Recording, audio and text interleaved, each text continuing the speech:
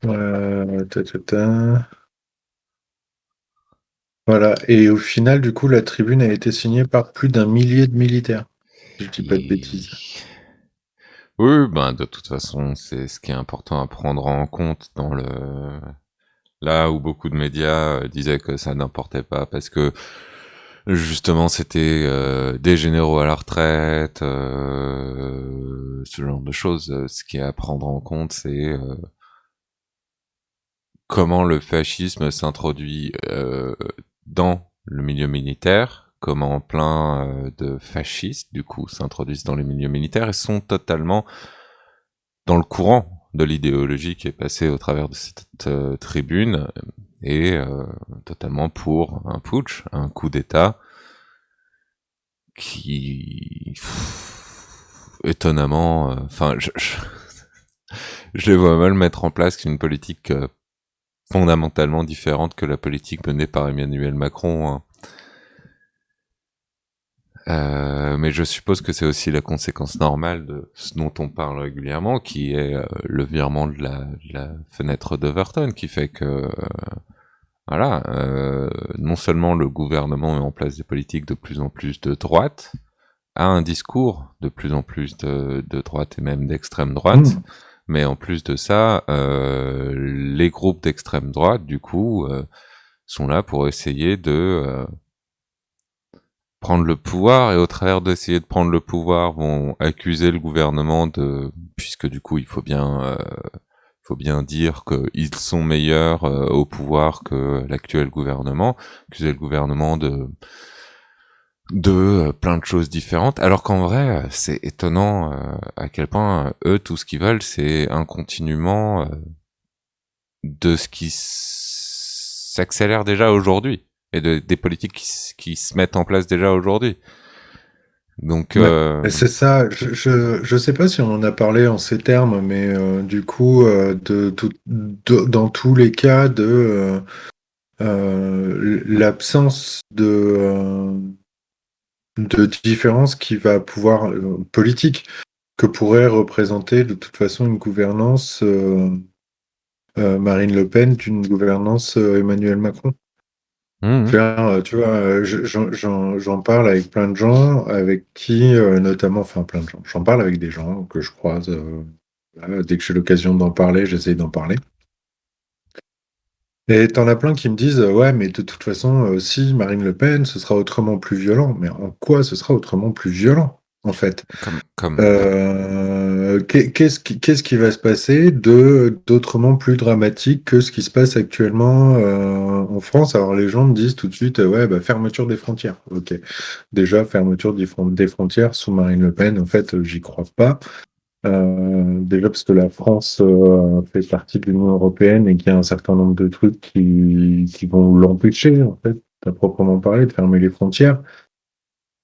L'arrivée massive de migrants, en fait, on va continuer à se la bouffer de la même façon. Et on continuera avec Marine Le Pen de traiter les migrants exactement de la même façon que sous Emmanuel Macron, c'est-à-dire en allant défoncer les camps avec des pelleteuses, avec des flics armés de couteaux pour déchirer les tentes et les duvets. On fera encore une fois, pareil. je trouve que tu formules les choses d'une façon qui reflète mal la réalité. C'est pas on fera pareil, puisque du coup, il y aura une accélération des politiques qui sont mises en place aujourd'hui. Cela a la Il y même aura une accélération, ouais, politique, peut-être. mais il y aura fondamentalement du coup des changements dans l'établissement de cette politique, de par le fait que c'est vraiment une accélération qu'ils recherchent. Et du coup, dans leur discours que les généraux ont mis, vu ce qu'ils accusent et ce qu'ils pointent du doigt, c'est vraiment bah du coup c'est exactement ce que Macron lui-même et son gouvernement a pointé du doigt depuis son élection et c'est toutes les mêmes justifications pour mettre en place les politiques autoritaires que Macron a mis aujourd'hui. Donc en fait, eux ce qu'ils veulent c'est simplement ces politiques autoritaires, mais en décuplé. Du coup, effectivement, je ne sais pas s'il y aura fondamentalement une fermeture des frontières personnellement, euh, parce que le capitalisme sera certainement pas quelque chose qui sera mis à bas par l'extrême droite, du coup, l'extrême droite, tout ce qu'elle veut, c'est marquer le fait que du coup les minorités en France, ce qui est déjà du coup marqué par la politique aujourd'hui, soient des personnes qui ne soient pas prises en charge par le gouvernement. Du coup, c'est pour ça que Marine Le Pen propose dans son programme, en tout cas proposé dans son programme en 2017 et proposera très certainement la même chose dans son programme en 2022, l'arrêt de tout programme social pour ces minorités-là, en faveur des blancs, en gros. Mhm. Et, euh, et du coup, j'ai plus tendance à penser qu'il y aura le même genre de politique migratoire. C'est juste que du coup, on s'en plaindra moins des migrants, puisque du coup, ils viendront dans notre pays pour se faire clairement exploiter.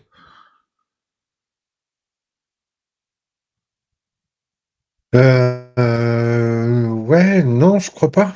Enfin, clairement exploité, je pense pas qu'on les exploitera plus qu'on ne le fait à l'heure actuelle, en fait. Je pense qu'on continuera à les maltraiter comme on les maltraite à l'heure actuelle. Et Mmh. confère la confrontation dans, je ne sais plus le nom de l'émission, mais l'émission politique de France Télévisions, là, où il y avait eu Gérald Darmanin face à Marine Le Pen. Ouais, ouais, Sur je les vois ce que questions tu veux dire. d'immigration, Gérald Darmanin trouvait Marine Le Pen molle.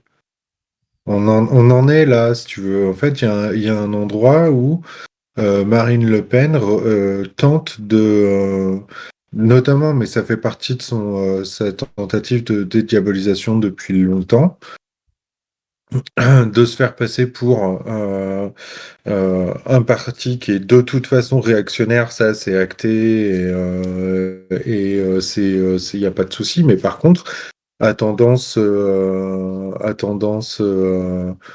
limite centriste, en fait libertarien. Là où, de toute façon, on a affaire avec Emmanuel Macron à un système de gouvernance néolibéral et en fait, faut pas se leurrer entre le néolibéralisme et le libertarianisme. Ouais, la frontière, elle est mince, quoi. Donc, en termes de traitement des migrants, je suis pas convaincu qu'on va avoir une différence fondamentale. Ah, si, peut-être que des groupuscules comme Génération Identitaire, même si aujourd'hui ce groupuscule-là a été dissous, mais il reste encore l'Action française, hein, qu'on refuse de dissoudre. Il reste d'autres groupuscules. Et puis comme on en a parlé à plusieurs moments, les gens d'action, enfin les gens De du groupe génération. Non, mais oui, de oui, les Génération membres, les Identitaire sont anciens. toujours là, actifs, Mais oui. arrivent à se réunir, leurs locaux n'ont pas été dissous, et du coup ils se réunissent très certainement dans des conditions extrêmement similaires par rapport à ce Ouais. avant d'être dissous. Bref. Oui, non, mais enfin, il y aura du coup un truc qui est sûr, c'est la validation de ces idées-là fera que il y aura plus de personnes qui assumeront, tout comme quand Trump a été élu, il y avait plus de personnes qui assumaient leur racisme et que du coup, il y avait il y a eu une augmentation de tous les incidents d'attaques racistes envers les juifs, envers les musulmans, envers les Ouais. noirs, etc. La politique, je sais pas comment formuler ça le mieux, mais du coup je pense que sincèrement dire que la politique sera la même est très juste.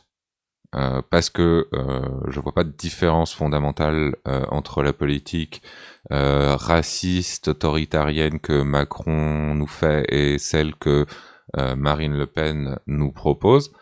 Euh, oui, par contre, voilà, du coup, il y aura clairement une accélération Là Ouais, où je Marine suis Le d'accord Pen avec ça. même a été traitée de molle quant aux questions de... Je pense qu'elle sera quand même moins molle que ce que Darmanin le dit. Je suis pas sûr que Darmanin soit ait un Mais point de vue parce que très c'était, objectif sur la question. mais parce que c'était une façon de lui rentrer dans l'art. Oui, c'est ça. C'était une façon de la critiquer et de mettre en avant son absence de résultats ou d'objectifs quant à l'immigration, sauf que quel résultat ils ont eux, Hmm. C'est ça, quel objectif ils ont eux, tu vois, enfin je veux dire, c'est la compétition sur, du coup, enfin, c'est la fenêtre de Varton qui a viré complètement à droite et le gouvernement qui est pas censé être d'extrême droite, mais qui est en train d'être en compétition sur toutes les valeurs de l'extrême droite avec l'extrême droite. Donc voilà, en termes de migrants, en termes de migration, euh, au moins dans le verbe du coup. Darmanin, un représentant du gouvernement, qui va dire à Marine Le Pen qui est d'extrême droite. En termes de migration, je vous trouve super mal. Hein. Nous, on pense qu'il faut faire encore pire. Hein. Et puis, vous inquiétez pas, nous, exactement on va ça. bien faire tout ce qu'il faut pour faire que la police reste impunie, etc., etc. Enfin, voilà quoi. La fenêtre d'Everton complètement à droite. C'est ça. Et ouais. Bref, on la liste que ce tribune. Ouais, si tu veux, ouais. Alors, vas-y. Monsieur le Président, Mesdames, Messieurs du gouvernement, Mesdames, Messieurs les parlementaires. L'heure est grave. La France est en péril. Plusieurs dangers mortels la menacent. Nous qui, mêmes à la retraite, restons des soldats de la France, ne pouvons, dans les circonstances actuelles, demeurer indifférents au sort de notre beau pays. Déjà, ça me rappelle toutes les conneries qui se sont dites aux États-Unis où c'est normal de dire on est les numéros un et tout, notre beau pays et tout. Fermez vos gueules. Je, je, je comprends pas l'intérêt. Ouais, Bref. ouais.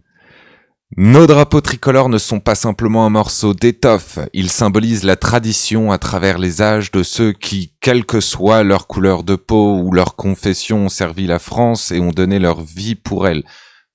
Sur ce drapeau, nous trouvons en lettres d'or les mots honneur et patrie.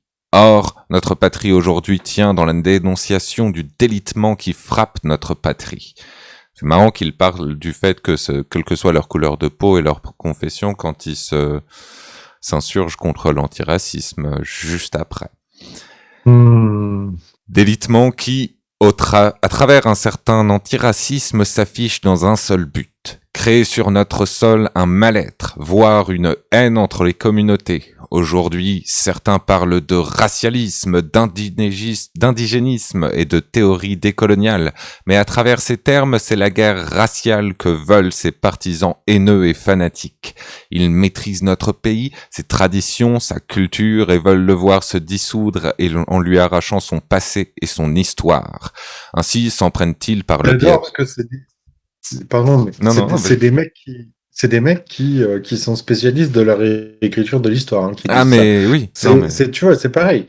C'est des gens qui refusent de considérer que la France a un passé raciste, qui la rattrape et c'est normal. Qui aujourd'hui disent que ces gens-là crachent sur C'est le truc que je peux dire comme point... Bon point. Bon, bref. L'histoire se réécrit régulièrement et de par l'accélération des connaissances et de l'échange des connaissances récemment, le stream n'est pas terminé au Streich, mais comme tu sais, je bug à cette période-là. Bref. Euh, de par cette accélération de l'échange des connaissances et de l'accumulation des connaissances, Il y a de plus en plus de l'histoire qui se réécrit. Maintenant, ça fait quand même des Ouais, décennies ouais. que l'histoire a été réécrite et ces généraux-là acceptent une certaine partie de la réécriture de l'histoire. Ils acceptent la partie qui leur va bien et tout, et sur la partie qui leur va pas, effectivement, ce sont des professionnels de pas une réécriture propre de l'histoire au travers de l'analyse et de ce genre de choses, mais une réinterprétation de l'histoire ou alors ignorer ce qui ne va pas en leur faveur, etc. Euh, mais surtout, du coup, et c'est là que, enfin, c'est le discours qui se cache derrière ce genre de propos, c'est le refus de trouver davantage, de davantage trouver la vérité sur notre histoire. Le refus de laisser les gens Ouais, ouais. étudier notre histoire de façon plus approfondie pour réajuster cette histoire plus proche de la vérité. Parce que l'histoire ne sera jamais complètement que un assemblage de faits. L'histoire sera toujours en partie euh, formée par des histoires, justement, mais pas avec un grand H, du coup, mais simplement des histoires qui ont été racontées par telle ou telle personne à telle ou telle période. Mais, Ouais. euh, mais bref, c'est pour ça que ça nécessite une étude, c'est pour ça que l'antiracisme, enfin c'est... Ouais, bref. Je pense que je vais m'embrouiller davantage si j'essaye de continuer le point. Je pense que je l'ai fait de toute façon. Mais ouais. Oui. Ainsi s'en prennent-ils par le biais de statuts à d'anciennes gloires militaires et civiles en analysant des propos vieux de plusieurs siècles. Voilà, là c'est à peine couvert. C'est l'analyse qui les gêne terriblement. Délitement qui, avec l'islamisme et les hordes de banlieue, entraîne le détachement de multiples parcelles de la nation pour les transformer en territoires soumis à des dogmes contraires à notre constitution. Or, chaque Français, quel que Ça soit... va vraiment pas. Tu vois, ça va, ça fait partie. Enfin, bon, il y a rien qui va dans cette tribune. Mais alors ça, par exemple, ça va vraiment pas parce que c'est un amalgame de conneries. Ouais, Avec l'islamisme et les hordes de banlieue, genre donc en fait voilà, ça y est, c'est bon, on a acquis que dans les banlieues, t'avais que des islamistes et machin. Et en fait, c'est pareil. Il y avait un militaire qui était un des signataires, je crois, l'autre jour, qui était invité sur un plateau de télé, je ne sais plus lequel, et je m'en fous. Et qui dès qu'il a été question des banlieues, c'est que c'est enflammé en expliquant que, mais à la façon Zemmour, quoi. En fait, tout ce qui est dans les banlieues, c'est radicalisé. Et en fait, il faudrait, ben, comme le disait Nicolas Sarkozy à son époque, tout passer au Karcher, quoi. ouais. Et encore, euh, Sarkozy a fait appel à la notion de Karcher. Je pense qu'aujourd'hui, des gens comme ces gens-là seraient capables d'utiliser du napalm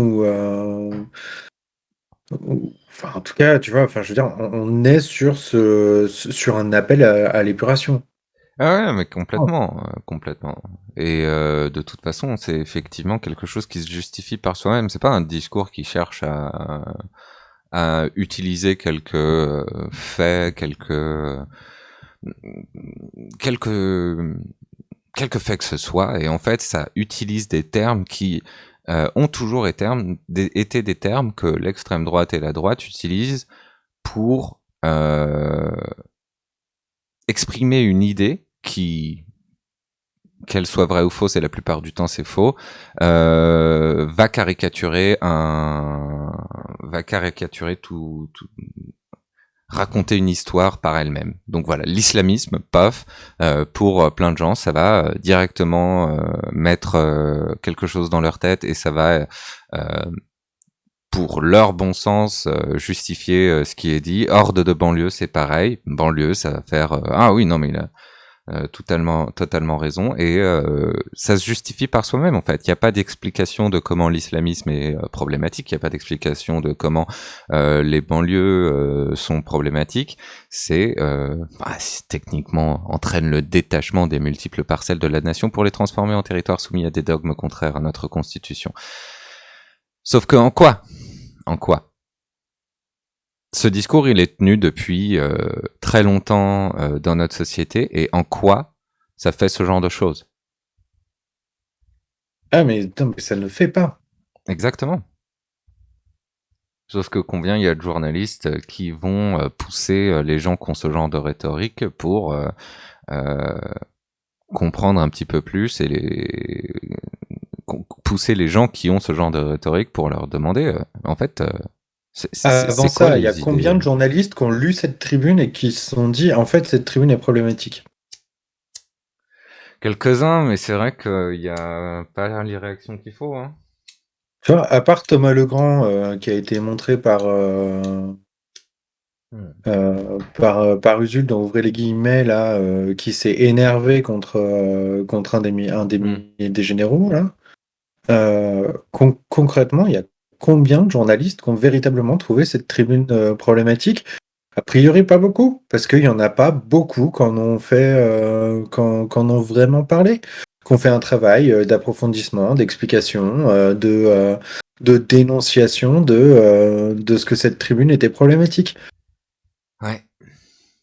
Je suis désolé, je reviens. Je prends un briquet vite fait. Ouais, ok, pas de problème. Alors, et ben moi, pendant ce temps-là, éventuellement, je vais continuer à lire et puis je vais m'amuser à commenter. Donc, tac, tac, tac. Or, chaque Français, quelle que soit sa croyance ou sa non-croyance, est partout chez lui dans l'Hexagone. Il ne peut et ne doit exister aucune ville, aucun quartier où les lois de la République ne s'appliquent pas. Alors là, c'est pareil, hein, on en a déjà parlé. La République, en soi, c'est déjà une notion qui est problématique.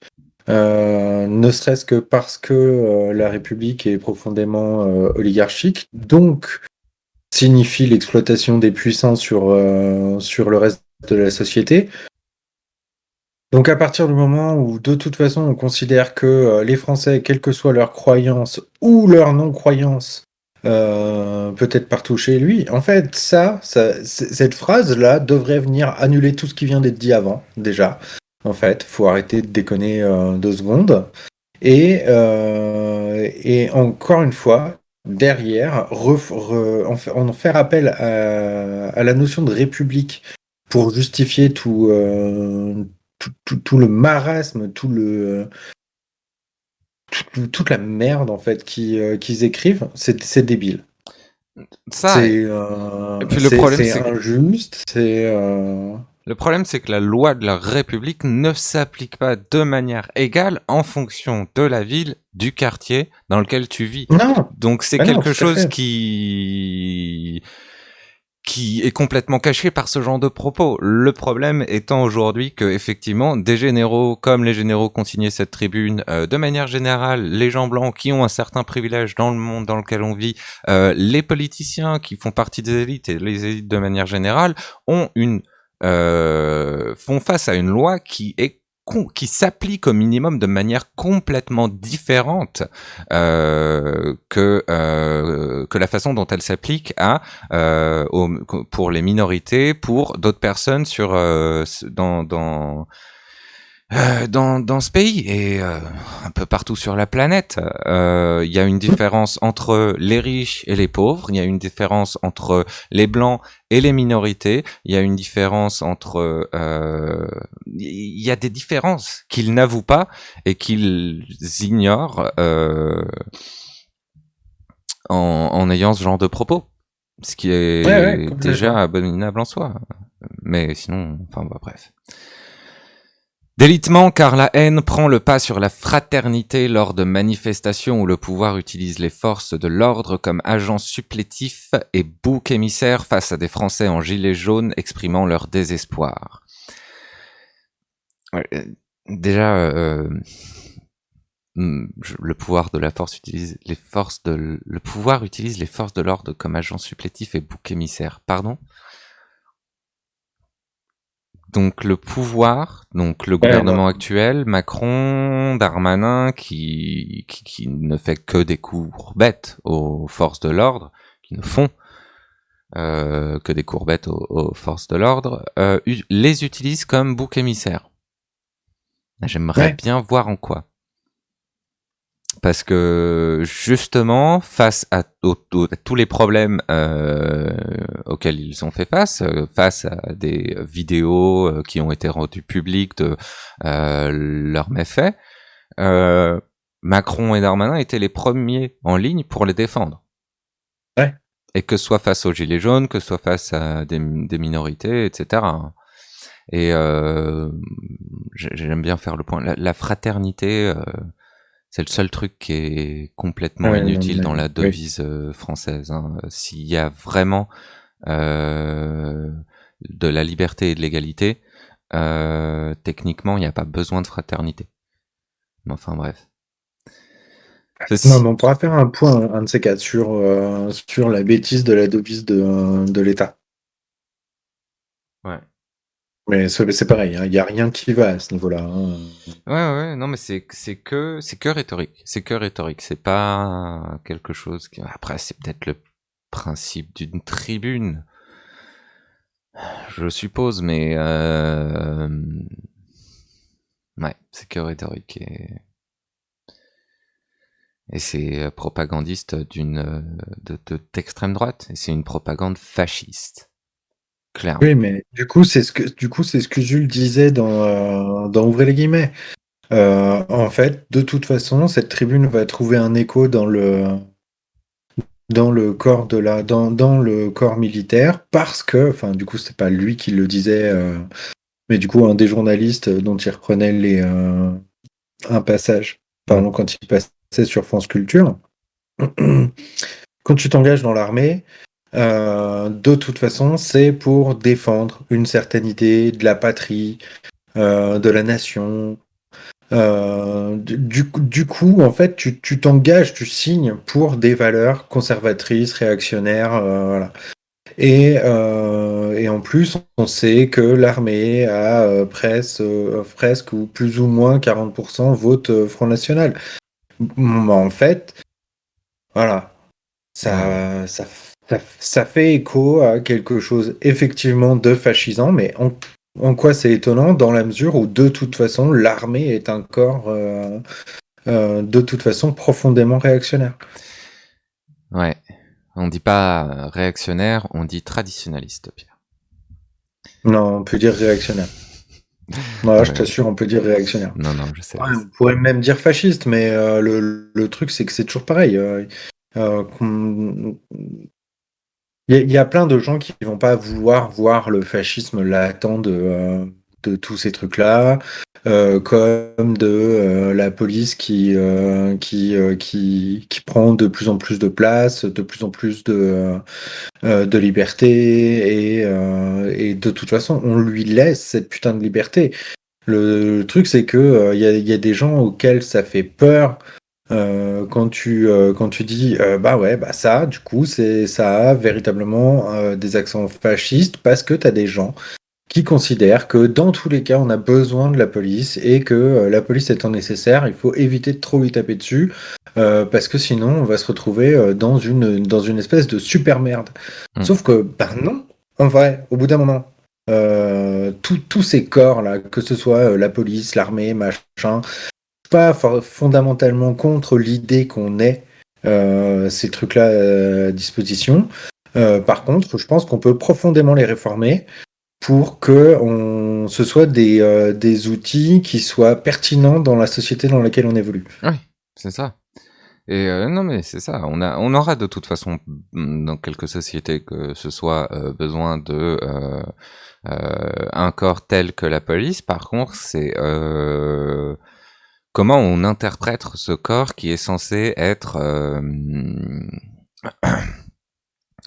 qui est censé comment on interprète ce corps? Est-ce que du coup c'est une force du pouvoir pour que ce pouvoir se maintienne en place?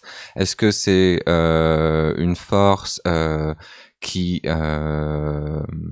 n'est qui est indépendant du reste de la société, le plus indépendant possible en tout cas, et qui se régule lui-même, un petit peu comme il est en train de faire aujourd'hui, puisque du coup les syndicats de police ont un pouvoir extrêmement important dans la politique d'aujourd'hui et sont ceux qui font pression sur Darmanin pour que Darmanin fasse des courbettes à la police, ou est-ce qu'on l'interprète comme un corps qui est complètement géré et régulé par les citoyens pour faire en sorte que les choses se passent bien dans la société d'aujourd'hui, entre chaque citoyen. Un corps qui est là pour aider la vie en société aujourd'hui.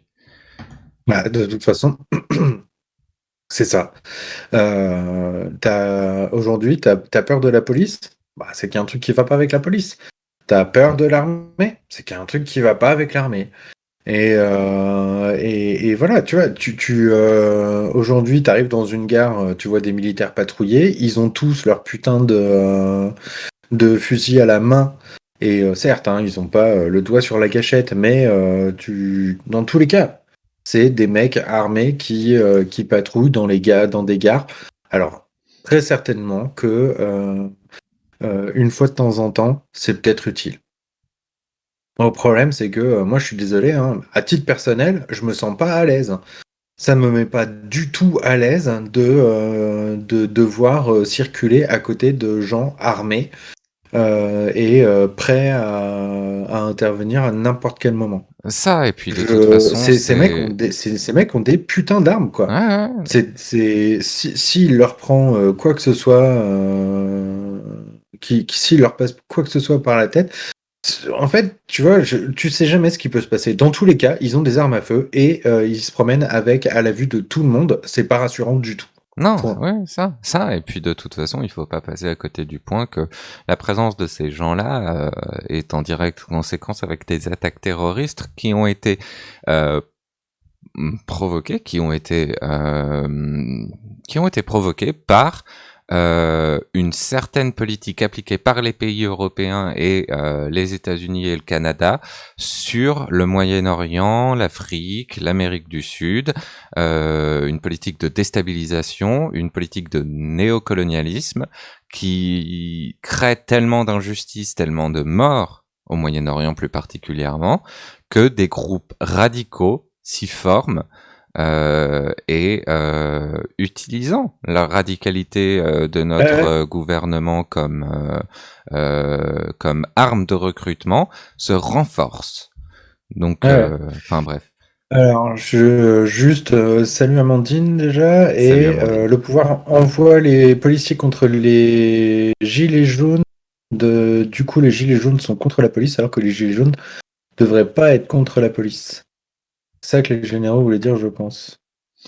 Peut-être. Le truc, c'est que dans tous les cas, la peur de la police, c'est quelque chose de réel. Et ça Mm. vient de. Enfin, je veux dire, que ce soit les Gilets jaunes ou d'autres, ça fait longtemps que c'est ancré. À C'est important. partir du Ouais, ouais. moment où on a commencé à mettre fin, à partir du moment où on a commencé à mettre fin à la police de proximité, non, bah, c'était mal barré. Mm. Et c'est ça, c'est important de retourner bien des choses qui sont intégrées dans les idées de la société. Donc, par exemple, il y a cette idée que ah ben si cette personne a couru, a fui devant la police, c'est qu'elle a bien quelque chose à se reprocher. Et il y a cette idée qui se Ouais. perpétue dans toute altercation que tu vois que la police a avec d'autres personnes. Sauf que c'est important de renverser cette logique-là et de comprendre que, en fait, si les gens ont peur de la police, c'est pas un problème qui se porte sur ces gens-là, sur leur probable, tel que le veut du coup ce bon sens à la con, sur la probable culpabilité de ces gens-là, mais en vrai, c'est un problème avec la police qui, peu importe ta culpabilité, va pouvoir t'amener dans une situation que la plupart des gens redoutent. Donc une situation où ils se font taper dessus. Pour certaines minorités, pour les minorités bien plus que pour d'autres, où ils se font tuer. Non, oui, c'est pas un problème avec les gens. Et d'ailleurs, dans nos lois, techniquement, est écrit que il faut, est écrit que, enfin, on a le principe en France de innocent jusqu'à preuve du contraire. Ouais, ouais. Ouais. Donc, ce genre de logique-là va complètement à l'encontre de l'idée d'innocence jusqu'à preuve du contraire. C'est pas une preuve que de voir quelqu'un courir et fuir la police. Ce n'est pas une preuve en soi. Par contre, les gens l'utilisent comme un argument pour dire ah ben il l'avait bien cherché, ce genre de choses. Alors que en vrai, c'est une façon de dire coupable jusqu'à preuve que cette personne soit innocente. Mhm. On est complètement d'accord. Je faisais une petite explication de texte, mais clairement cette logique est problématique. Mais ouais, on est enfermé dans un truc, mais après, du coup, c'est ce dont on parle depuis toujours. Après, je réitère, pour moi, il y a un vrai problème, notamment au fait qu'on évolue au sein d'une république. Je le répéterai encore et toujours, mais la République étant profondément oligarchique, de toute façon, c'est les puissants contre, dans tous les cas, les plus faibles. Ouais. Et du coup, c'est l'exploitation de la population par les élites. Mmh. Et ça va pas, parce que de toute façon, les élites auront toujours et de façon systématique cette tendance à faire appel au corps euh,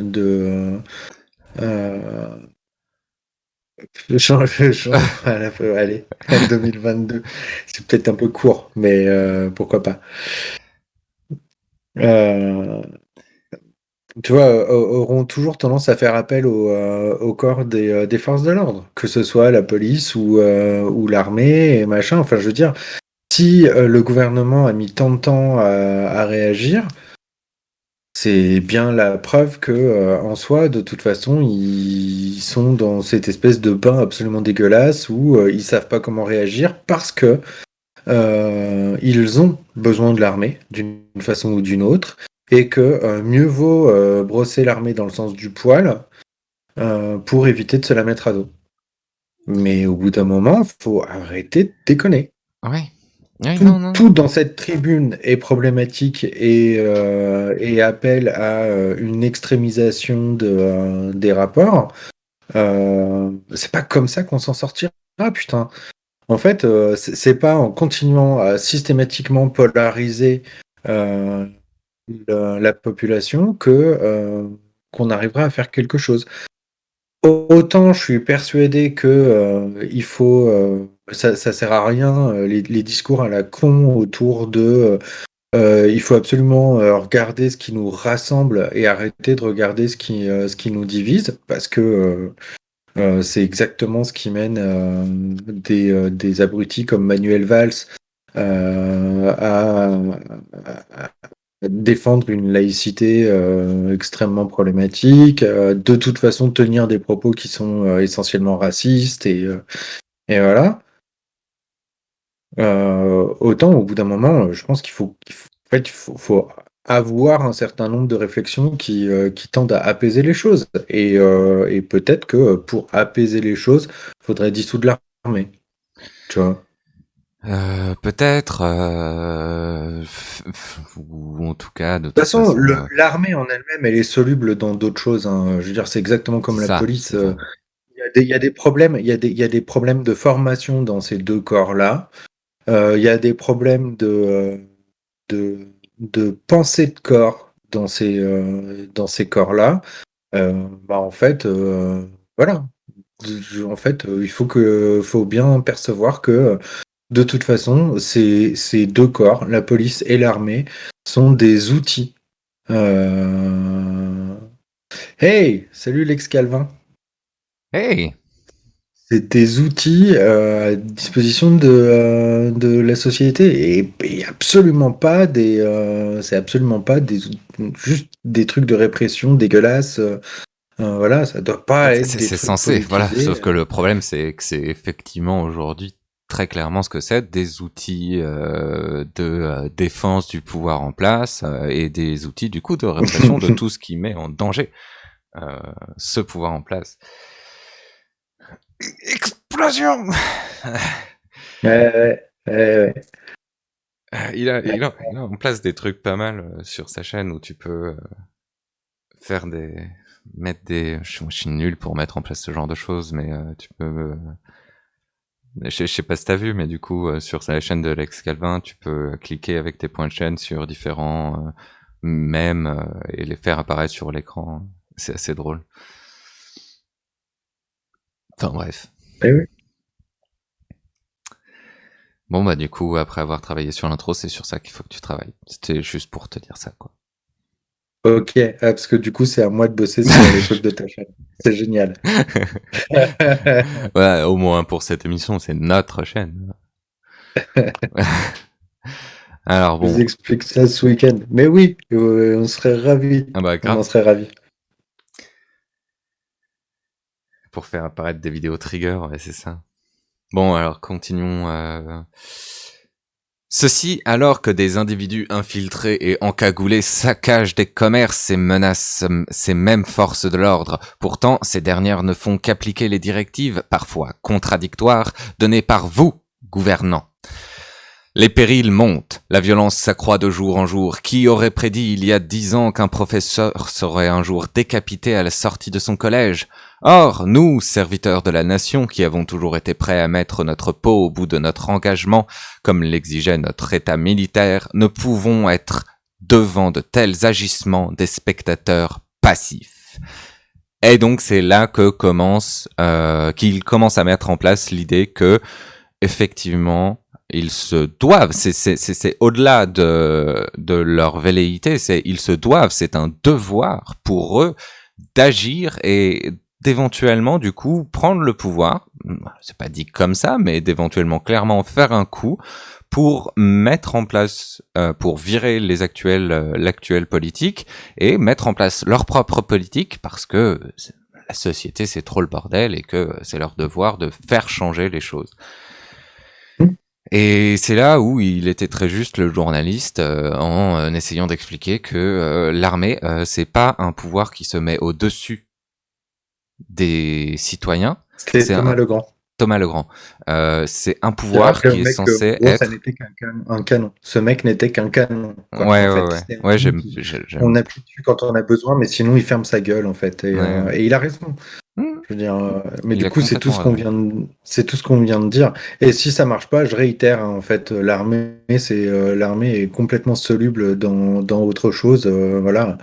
Tu Hmm, vois, autant on a des ingénieurs.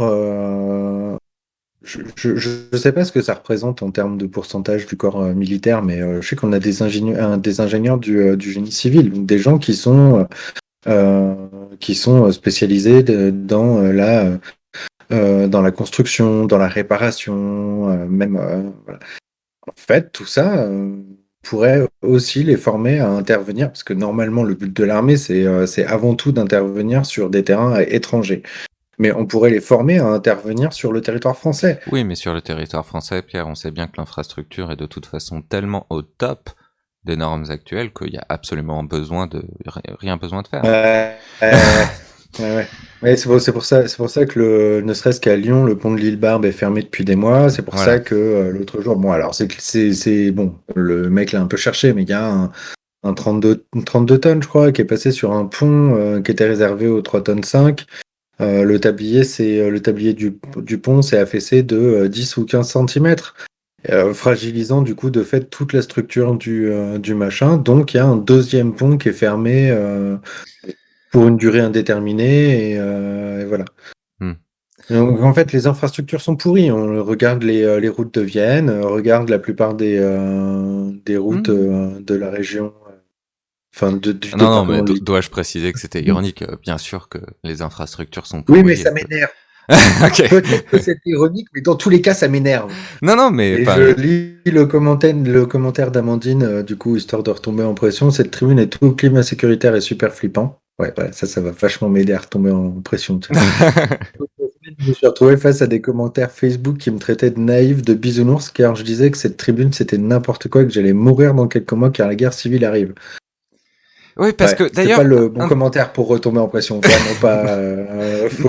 Par contre, non, mais en même temps, c'est l'émission qu'on grave. fait, c'est pas très clairement pas pour qu'on puisse se détendre et retomber en pression par rapport à la vie de tous les jours. Enfin, mais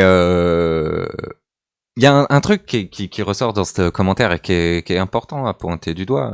Je pense qu'on l'a déjà pointé du doigt au travers de certains propos qu'on a eus, mais ils mettent en évidence au départ que c'est bien sûr les antiracistes qui sont là pour pousser à la révolte raciale, à la guerre raciale, telle qu'ils le disent, et du coup à de plus en plus de bordel. Ils parlent aussi de saccage, de commerce, ce genre de choses. En plus, on le sait, la destruction de biens publics est bien plus importante que quelques morts, que la vie humaine de manière générale. Le bien privé est à mettre au-dessus de la vie humaine dans notre société. Bref, ça, c'est un point à part. Mais du coup, en fait, c'est eux qui, au travers de ce genre de rhétorique, poussent à une guerre. Et une guerre raciale de par le fait que justement, Ouais, ouais. sans que soit dit clairement, euh, c'est l'islamisme du coup qui est mis en exergue. La loi de la République doit s'appliquer pareil, quelle que soit la ville, quel que soit le quartier. Du coup, ignorant complètement que justement cette loi de la République ne s'applique pas de manière égale en fonction de qui vous êtes au sein de cette société et de où vous habitez, de quel est votre milieu social et économique, et ignorer ce genre de choses. Particulièrement dans ce genre de propos ou quand tu as un pouvoir politique ou quand tu as un pouvoir comme les généraux peuvent en avoir, c'est clairement non seulement raciste, mais du coup fascisant, puisque du coup c'est faire mettre en exergue des injustices qui n'existent pas, qui vont encourager à une révolte violente pour les mauvaises raisons. Une révolte violente Ouais, ouais, fasciste. ouais. C'est comme Trump qui pointe du doigt des choses complètement fausses qui du coup le vol de son élection, les antifas qui mettent le bordel de partout et ce genre de choses, et qui du coup pousse ses supporters à aller au Capitole pour foutre le bordel et Ouais.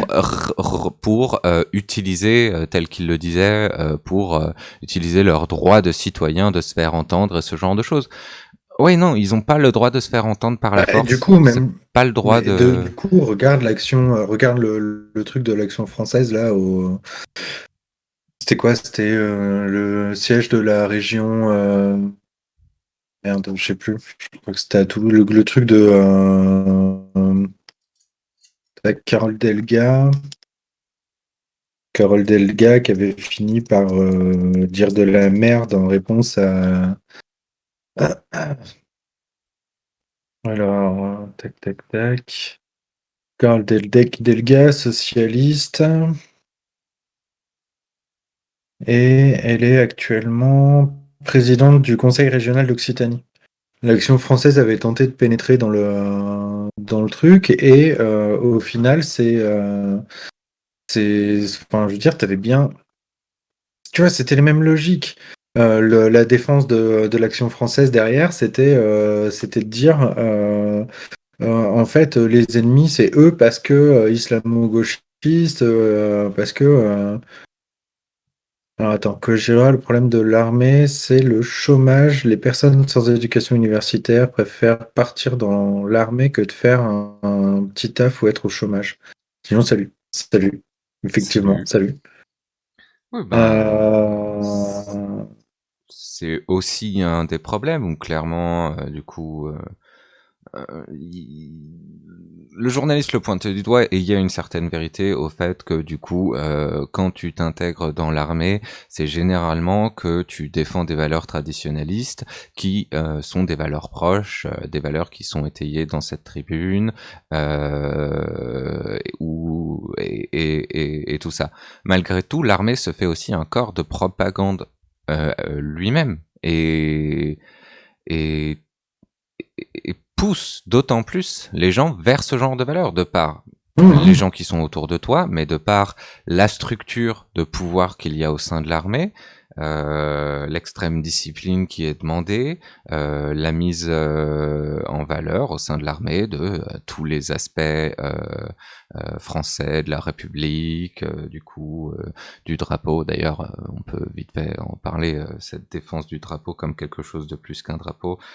Ouais, c'est exactement l'argument qu'ont les républicains aux États-Unis pour dire oh, c'est inadmissible de s'agenouiller devant le drapeau et de pendant la musique, pendant l'hymne national américain, ou alors c'est inadmissible de brûler un drapeau. C'est qu'un drapeau, les gens, hein. C'est qu'un Ouais, drapeau. ouais, Et non, ce mais oui. drapeau En fait, peut, en fonction de justement du gouvernement qu'il y a en place, représenter bien des choses qui sont tout autres que ce que les conservateurs et les gens de droite voudraient bien que ça leur représente. Donc quand quelqu'un crame un drapeau, dites-vous pas qu'ils sont en train de... C'est absolument pas un signe qu'ils sont en train de brûler la liberté, les mecs. C'est juste un drapeau. C'est juste un putain de drapeau. mais la guerre civile dans quelques mois, quelle blague. Ouais, non, mais oui, on est d'accord. Je pense qu'on est d'accord, on n'y croit pas. Par contre, moi, je suis persuadé que le mouvement des Gilets jaunes, avec notamment la mobilisation des intermittents qui sont directement concernés par la réforme de l'assurance chômage, là, qui est profondément pensée avec les pieds, en fait, ça va repartir d'une façon ou d'une autre. La guerre civile, non, mais par contre, les manifestations à gogo, les confrontations entre la police et toute une partie de la population, ouais, ouais, clairement. Oui, Mondor, exactement. la guerre civile, j'ai du mal à y croire. Par contre, effectivement, je pense pas que ce genre de tribune, ni que la politique qui est mise en place aujourd'hui, va apaiser les tensions.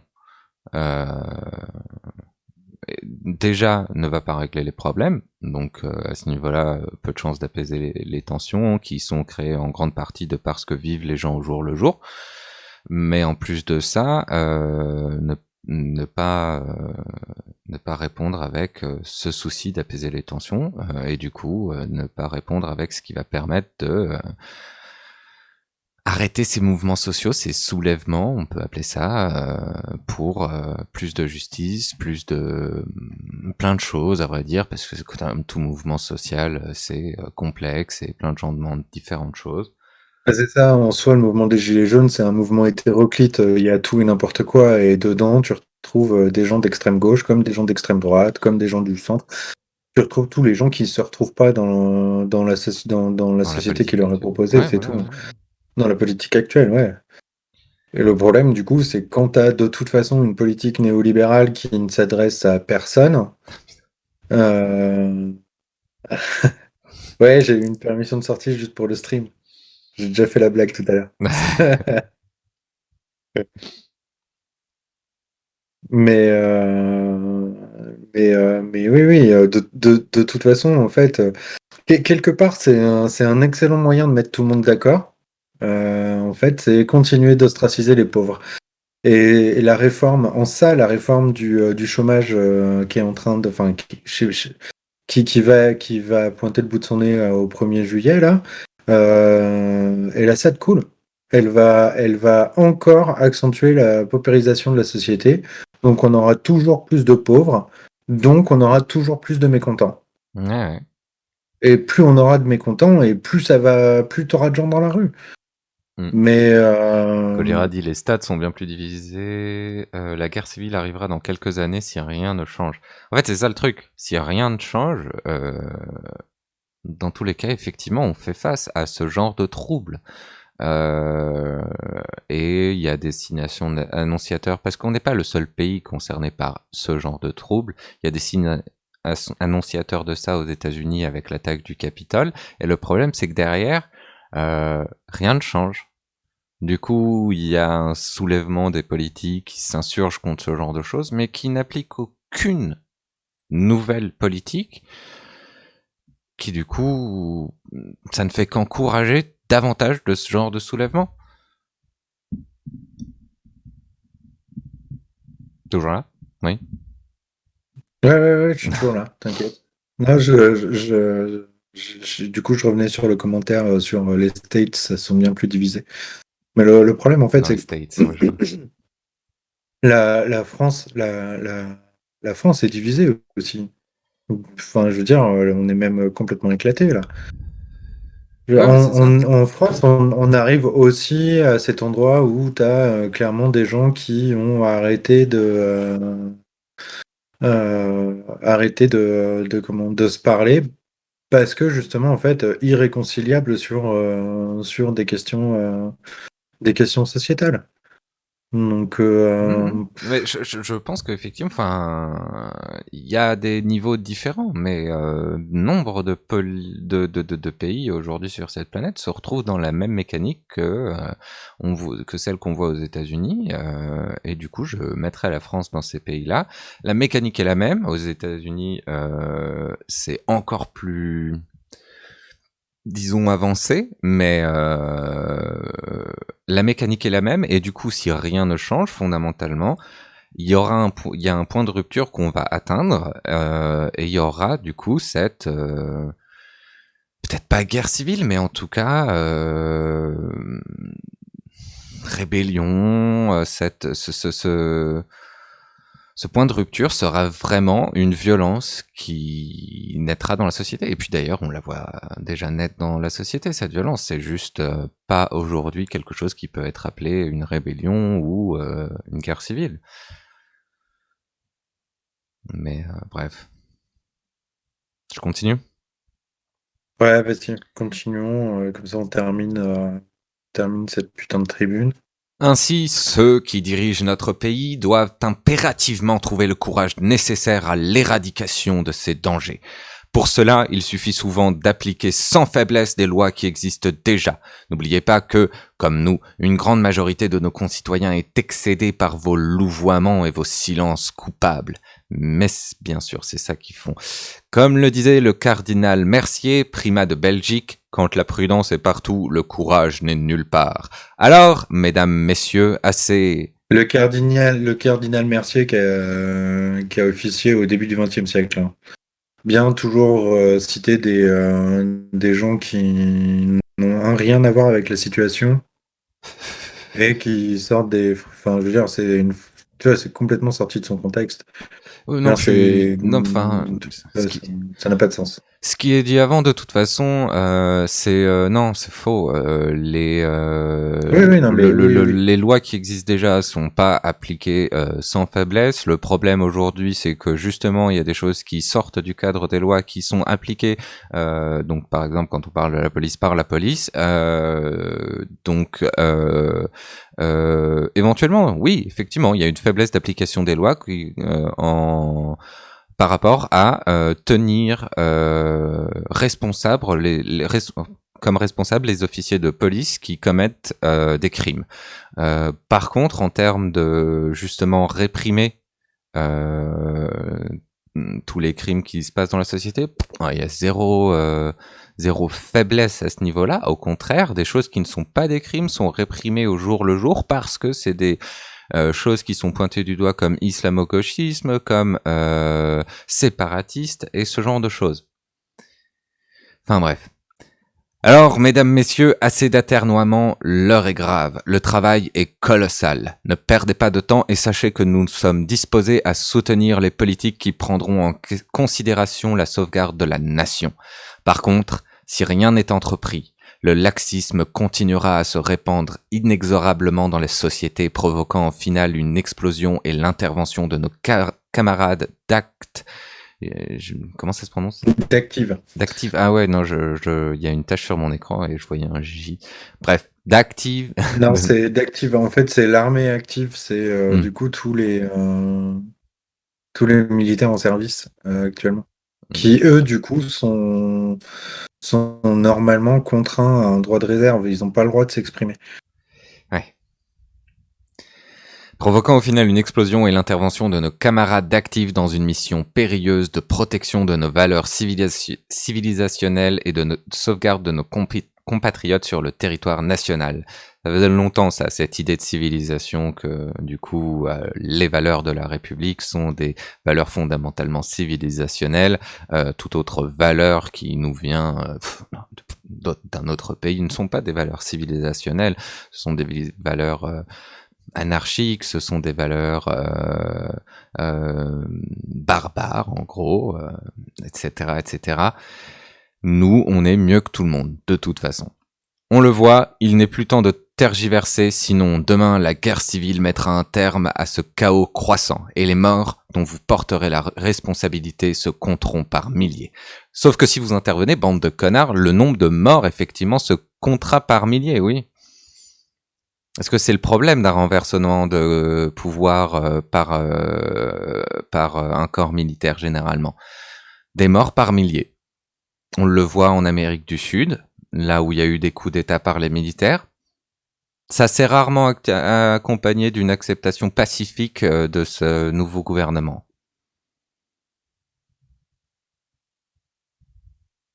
Là, je suis presque étonné de pas voir le nom de notre oncle qui est officier de marine à la retraite Mhm. dans les signataires. Mais ça se trouve, entre-temps, comme du coup, apparemment, là, il y a dans les commentaires, je regardais, tac, t'as quelqu'un qui. Voilà, c'est pas là. Mais t'avais quelqu'un qui tenait les comptes. Alors, si c'était pas dans ces commentaires-là. Euh, Pas là dans les Mais ouais, commentaires. enfin, dans 24 tous les cas, 508 signataires au 4 mars, avril, mai, au 4 mai 2021, 18h. voilà, c'est ça.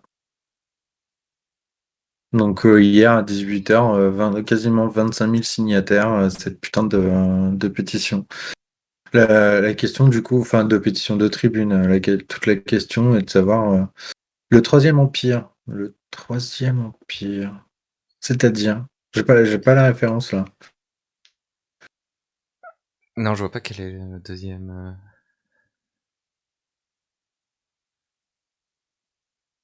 Il reconstituerait un empire. Ouais, enfin, dans tous les cas, là, voilà. Juste pour conclure sur cette putain de tribune sur laquelle on aura passé 1h10. Parce qu'il y a beaucoup à dire et ça coupe avec bien des problématiques dans la société actuelle, en fait. Ouais, mais ouais. Bah, en fait, tu vois, c'est ça, c'est ce que je trouve le plus pénible, en fait, c'est que ça résonne comme une espèce de velléité. En fait, ça résonne comme chez moi, hein. Donc, bah, coup d'état militaire. Bah, en fait, ouais, c'est ça. Chez moi, ça résonne comme ça, comme une envie de coup d'état militaire. Ça résonne comme un appel à la guerre civile. Ça a tout de la prophétie autoréalisatrice, dans le sens où, du coup, c'est tenter de mettre le feu aux poudres et en serrant les fesses très très fort pour que ça foute tellement la merde que du coup, on y arrive à cette putain de guerre C'est ça. civile. C'est ça le truc, et ce que j'essayais de pointer du doigt, là où ils pointent du doigt le désordre permanent qui va apparemment créer la guerre civile, en fait, c'est leurs actions et cette tribune et ce genre de rhétorique qui ne sont que des manières de pousser à cette guerre civile, mais de pousser à cette guerre civile en donnant du pouvoir et en disant bien au parti radical de droite, nous on est de votre côté et c'est nous qui allons gagner, donc n'hésitez pas une seule seconde à vous mettre dans cette attitude de rébellion, de guerre civile et commencez là en fait, commencez là. Nous Comme on si vous on avait suivra. déjà pas suffisamment de fascistes, quoi. Enfin, tu vois, c'est ça où. C'est usant, c'est d'autant plus usant que du coup on a régulièrement, bon, alors c'est bon, on a réussi à dissoudre Génération Identitaire sans régler le problème des fascistes qui la composent. Il reste les fascistes de l'Action française, il reste les fascistes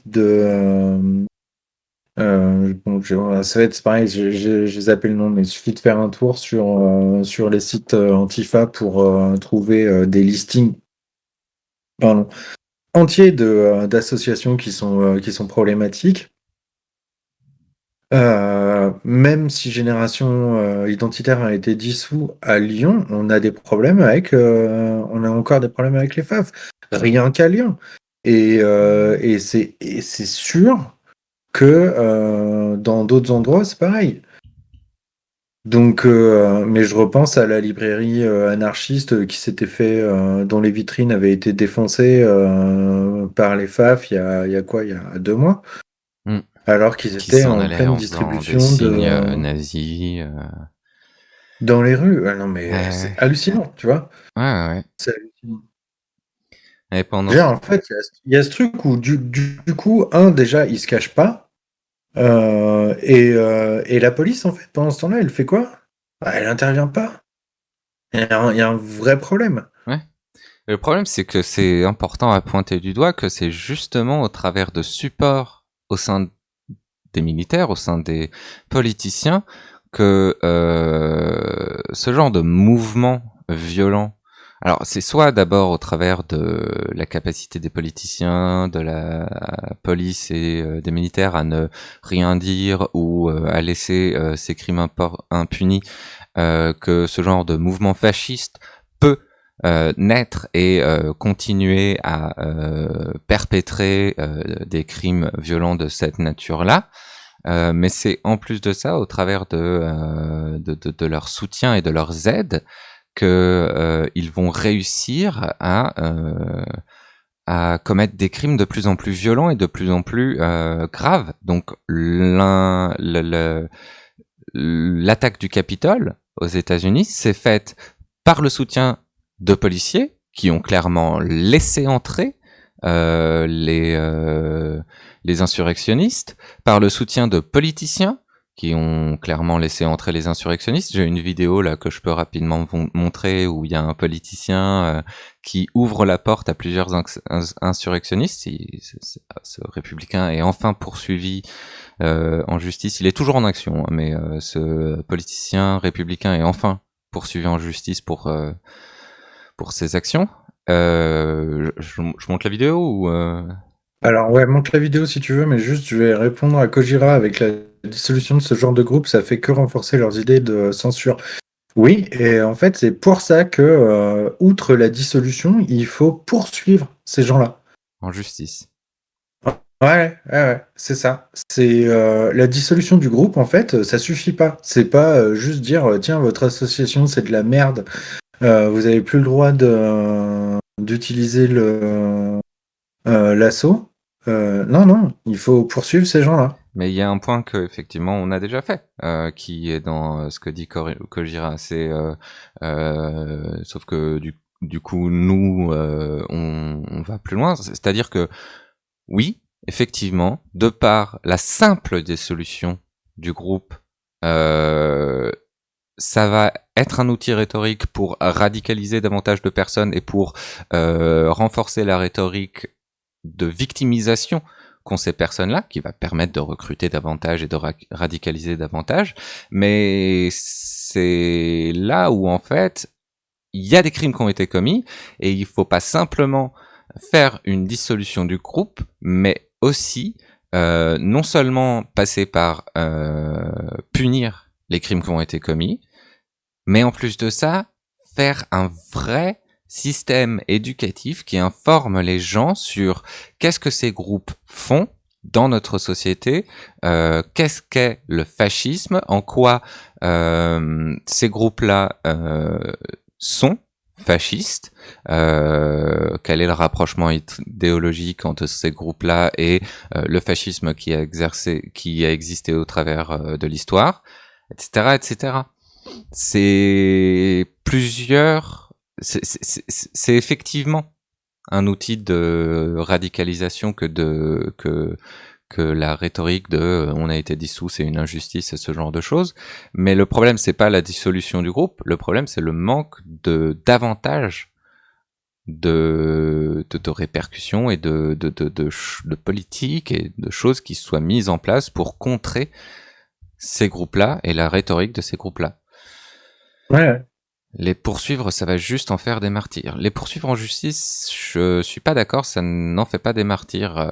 Aux États-Unis, on voit bien que les gens qui sont poursuivis en justice, les insurrectionnistes qui sont poursuivis en justice, c'est une occasion justement de mettre en évidence l'absurdité totale de leur idéologie, parce que du coup, ils se défendent à coup de tous les arguments à la con que peuvent avoir ces groupes-là. Donc c'est Trump qui nous a poussé à ça, et du coup même les gens qui supportaient ce genre d'action commencent à se dissocier de ces gens-là parce qu'il faut surtout pas attaquer Trump. À coup de toute façon, c'est notre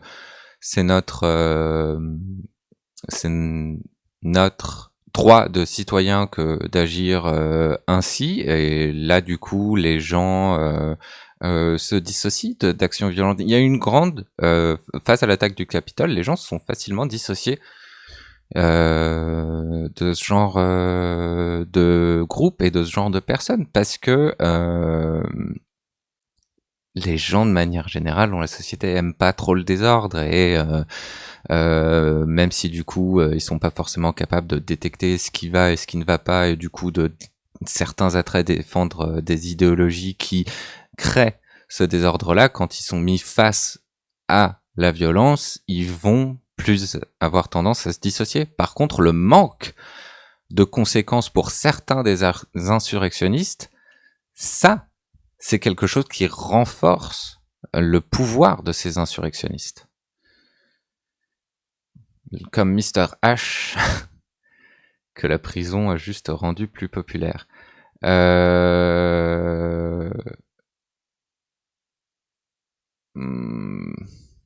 plus complexe que ça.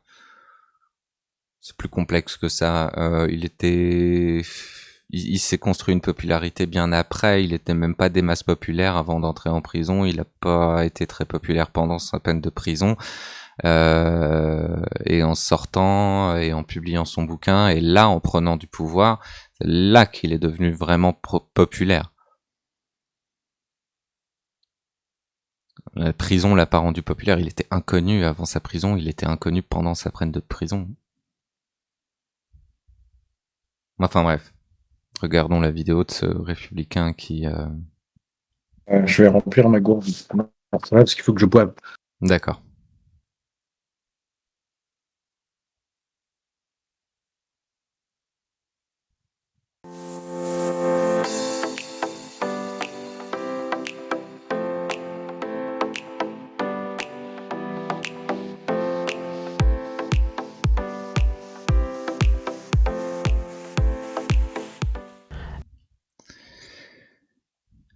Donc on le voit bien, c'est un républicain qui sort comme si c'était absolument normal du Capitole, mais du coup l'enquête a révélé qu'il y avait eu des contacts entre lui et certains groupes insurrectionnistes, et en fait il fait ça pour une raison bien précise. Du coup on le voit, les insurrectionnistes rentrent dans le Capitole au travers de l'aide de ce républicain qui ouvre directement la porte à ces insurrectionnistes. Et d'ailleurs, la réaction de quelqu'un qui travaillerait normalement dans le Capitole et qui aurait fait ça simplement parce qu'il voulait sortir, ça aurait été mais qu'est-ce que vous faites? Non, lui, il ne fait que passer, et même voyant les gens rentrer et maintenir la porte ouverte, commencer à se crier les uns aux autres, ouais, venez, venez, c'est bon, parce que du coup le groupe qu'on voit sur l'image en haut à gauche, c'est un groupe qui attend un peu plus loin, mais qui se prépare à rentrer dans le Capitole. Enfin voilà quoi, il n'a pas agi comme quelqu'un qui de normal. On se la repasse une petite fois.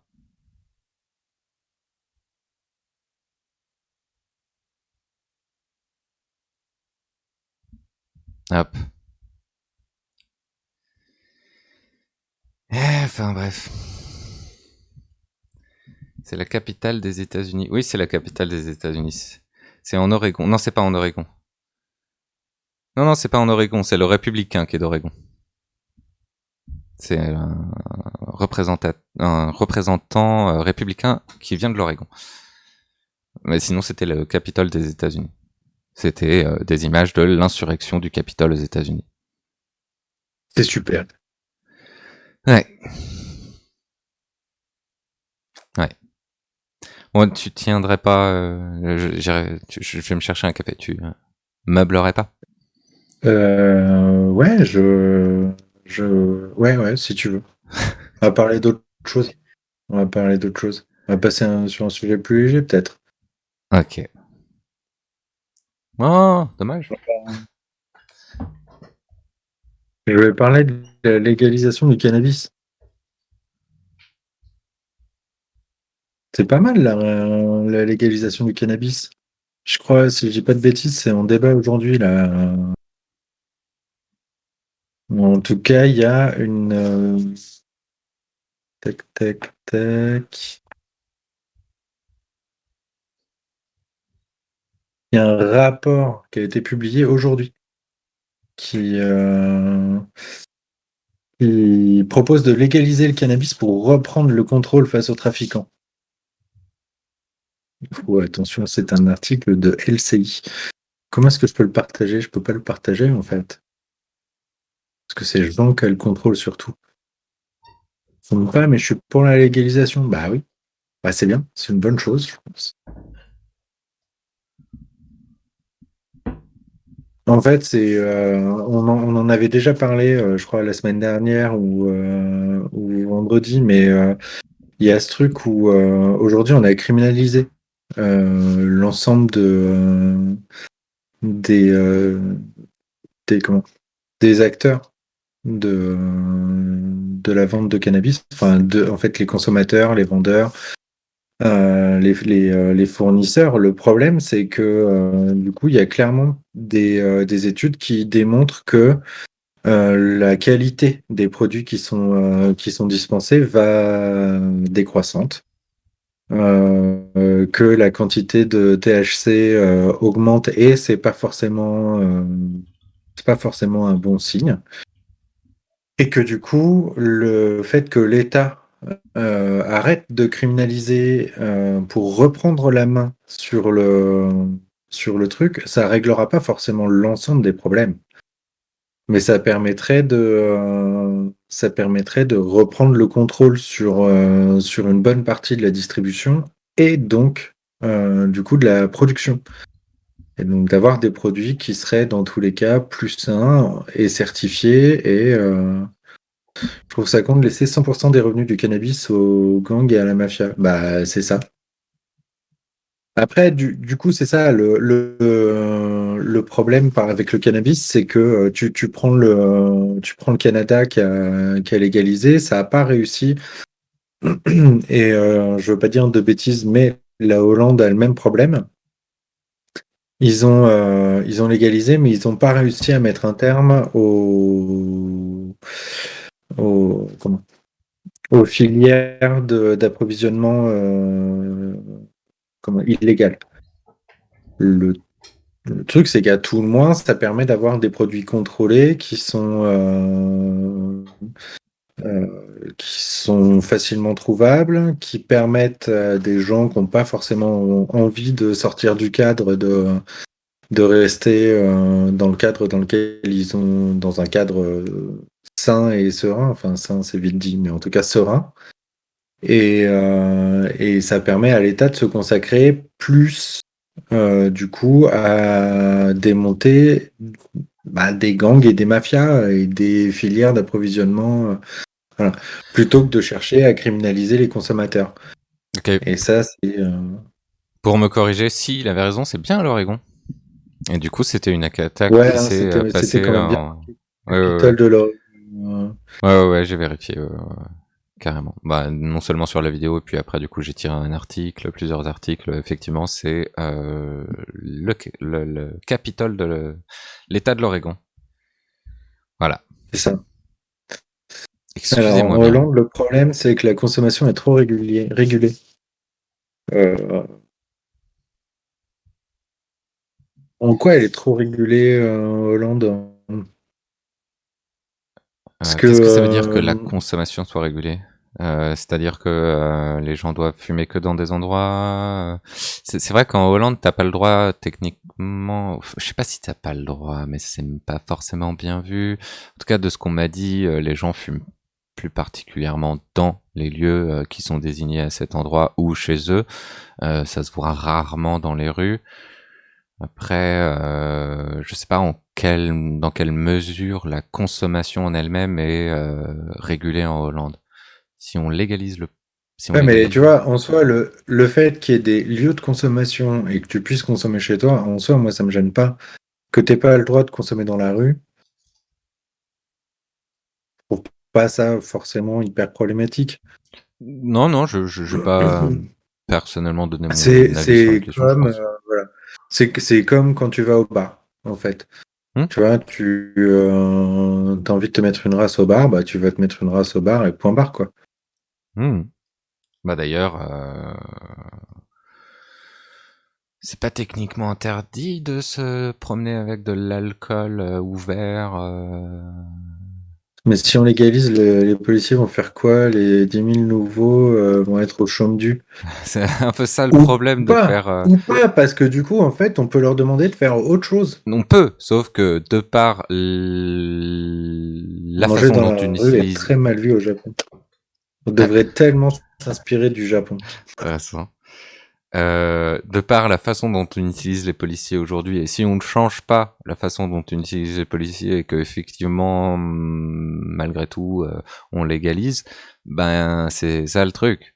Effectivement, on va mettre beaucoup de policiers au chômage, mais c'est pas ça le problème. Le problème, c'est justement une police qui est fondamentalement basée sur ce genre de choses, donc la répression des consommateurs et du trafic de drogue, là où du coup éventuellement le trafic c'est quelque chose dont ils peuvent continuer à s'occuper, mais c'est pas eux qui devraient s'occuper des consommateurs, loin de là.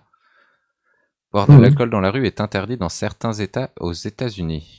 Oui, c'est pour ça qu'on voit Ah, beaucoup cette image aux États-Unis avec la personne qui a la bouteille son dans alcool. un sachet. Voilà. Dans un Ouais.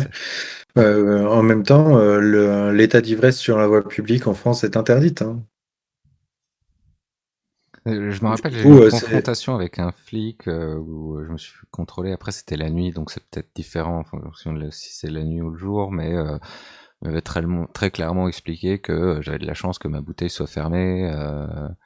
Parce que sinon, si c'était ouvert, j'aurais pu avoir des problèmes. J'étais bourré, hein, parce que du coup, même si la bouteille était pas fermée, j'avais bu. Mais donc, je me rappelle pas très clairement, mais depuis ce jour-là, j'ai ça qui traîne en tête que c'est pas fondamentalement très légal de se promener avec de l'alcool et d'en boire dans la rue comme ça. Ouais, mais au Japon, il y a des espaces pour manger dans les magasins et ils sont bien entretenus aussi. Bah, tu vois, les 10 000 policiers qu'on met au chômage, on les met à l'entretien d'espace pour manger, boire et fumer. Pas de problème. Carrément.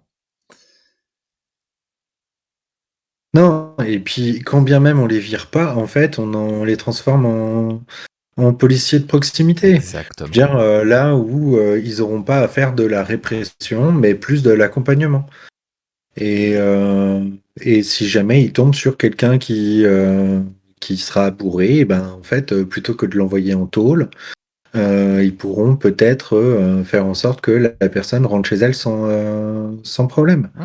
La logique de mieux vaut prévenir que guérir, ça ne marche pas qu'en termes médical, ça marche aussi en termes sécuritaires. Il vaut mieux avoir Ouais, justement une police de proximité qui puisse prévenir le crime, plutôt qu'une police qui soit là pour justement uniquement punir ce crime-là. D'ailleurs, du coup, c'est même pas une et surtout guérison en désarmant la soi, police complètement. et surtout désarmant la police, tout à fait. C'est On ça veut aussi des le... bobbies dans nos rues. On veut pas des baqueux, on veut des bobbies. On veut des mecs avec des sifflets et au pire des petits bâtons, mais c'est tout, hein. Mm.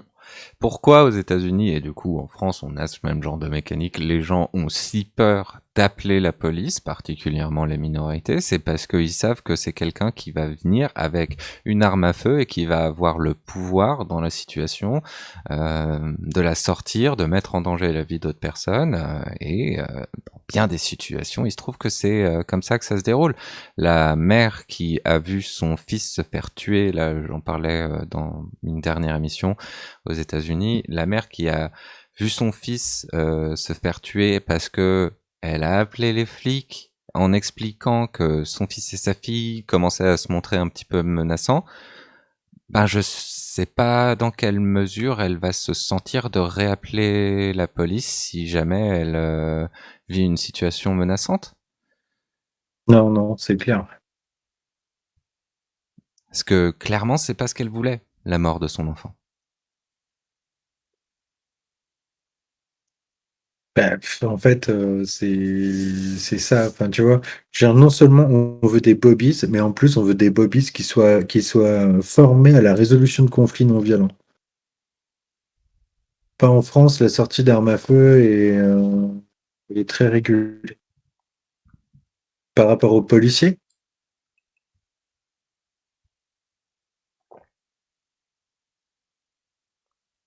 parce que ça, moi, franchement, j'ai des doutes, hein. J'ai déjà vu des policiers municipaux sortir leurs armes juste pour. Franchement, je sais pas, hein. J'ai toujours pas compris, Bah, mais entre la à mon avis, à régulation partir du écrite moment où sur tu donnes, papier ouais, c'est et ça, la ouais. régulation appliquée aussi, il y a une différence. Après, je dirais que c'est effectivement pas le même niveau aux États-Unis et en France. Déjà de par le fait qu'aux États-Unis, le port d'armes est quelque chose, le droit au port d'armes est quelque chose, et que du coup les policiers se sentent beaucoup plus légitimes dans l'utilisation de leurs armes à feu, et la rhétorique qu'on voit au sein de la police qui est vous devez avoir peur pour votre vie, ou en tout cas vous devez vous protéger vous-même, etc., est d'autant plus facile à ressentir, et du coup c'est d'autant plus facile pour un policier qui est sur une opération de se sentir tellement stressé qu'il a toujours son main sur le flingue, ou même qui sort son flingue à la première occasion.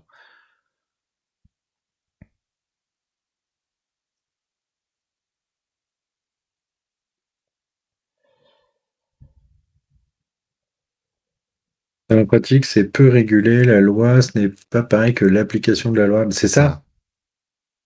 C'est complètement ça. Mm. Et c'est d'ailleurs un petit peu le problème avec la police de manière générale. Les faits, les choses que font la police, que ce soit qu'il y ait des régulations qui soient mises en place pour dire que ça doit se passer de telle ou telle manière, de par le fait que c'est ce corps-là qui va faire les choses de telle ou telle manière, c'est pas forcément bien mis en place. Et du coup, on le voyait avant la loi sécurité globale, la préfecture de police de Paris à qui on a interdit d'utiliser des drones pour surveiller les manifestations, n'a pas hésité une seule seconde à le faire malgré tout. Mm. Et il n'y a pas eu de franche rétribution et de franche répercussion pour cet acte illégal, puisque du coup on leur a bel et bien interdit ce genre de choses. Et en plus de ça, on a bien vu au moment où ça sortait que même avant l'application, même avant que cette loi passe, je ne sais pas si elle est complètement passée au final, mais du coup, même avant qu'il était prévu qu'elle passe, les policiers se sentaient plus libres de réprimer les journalistes. Mhm. Donc on a vu plein de tapes sur les téléphones. On a vu un journaliste qui se fait non, c'était dans les pendant une évacuation de migrants où un migrant se fait donner un croche-patte par un policier. Enfin bref. Mais Ah oui, ça c'était en Pologne, en Toulon, bah, je en crois. France, il y a eu ça. Ah ouais? Ouais, ouais, ouais, ouais. Ok. Je vais voir si je peux retrouver l'image. Ouais, les flics ont le temps fait facile en France. Les flics ont l'arme qu'on leur donne assez facile en France, mais parce qu'en fait, on leur laisse trop de place aussi. On n'a pas le même problème de cow-boy en France, mais les flics sont aussi impunis que là-bas. Et c'est ça, en fait, du coup. Comme, comme ils ont une forme ou une autre d'impunité, de toute façon, tu leur laisses une arme, ils en abuseront. C'est une tentation qui est facile. Et c'est facile de céder aux tentations. C'est ça. C'est Et ça. après, encore une fois, hein, de toute façon, le corps policier est tout aussi problématique que le corps militaire, hein. Il y a de toute façon une bonne partie de ce corps-là qui vote allègrement extrême droite. Et il y a plein de documents pour en attester. C'est là où c'est assez fou, c'est que rien n'est fait pour réformer la police et la former à quelque chose de moins problématique. Du coup, voilà, il y a plusieurs journaux qui, je trouve pas de vidéo, c'est dommage, mais qui disent bien croche-pied d'un policier sur un migrant, euh, et que le commissaire divisionnaire a reconnu les faits. Ok, ok, ok, super. C'est quelque chose de malheureusement un peu trop régulier. Donc c'est à Paris. J'ai une image de quand il est tombé, mais pas du croche-pied en lui-même. Ah si, voilà. Ok, je mets ça vite fait. Ouais. Hop.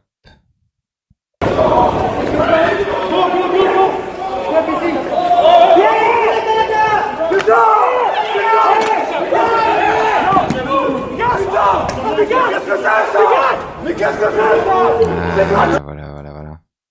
C'est tellement gratuit ce genre de truc. C'est genre, vous êtes Ouais, déjà en ouais. train d'évacuer cette personne.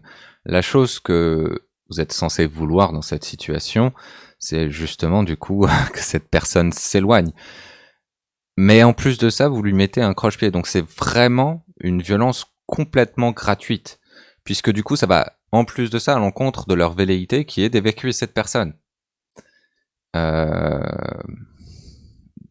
Donc voilà, le problème c'est l'impunité qui les pousse toujours plus à user de la violence dont ils voient d'autres policiers user sans jamais avoir de répercussions. Le pouvoir qu'on leur donne, que ce soit du coup euh, ben, le pouvoir sur les citoyens moyens, mais aussi du coup le pouvoir qui est de détenir une arme à feu, puisque du coup toutes les polices n'étaient pas équipées d'armes à feu à toutes les époques, toutes les polices ne le sont même pas aujourd'hui, et le pouvoir d'une arme à feu, le pouvoir qu'est avoir une arme à feu, est-ce qu'il est bien utile pour tous les policiers en fonction aujourd'hui? C'est la question qu'il faut se poser aussi. Ouais, ouais, ouais. Ah si, ah bah si, on passe ça sur Twitch. C'est vrai que la violence comme ça sur Twitch, c'est régulé.